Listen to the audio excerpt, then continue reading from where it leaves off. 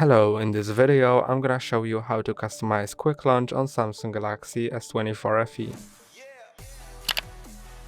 Quick launch is an action that happens after double pressing on the side button. Like that. You can see it opens camera.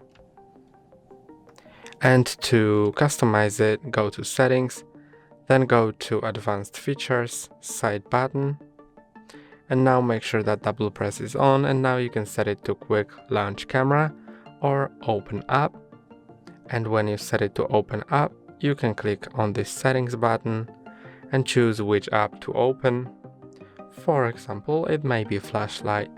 And now when I double click on the power button, it opens flashlight. That's all for today. Don't forget to like and subscribe. See you next time.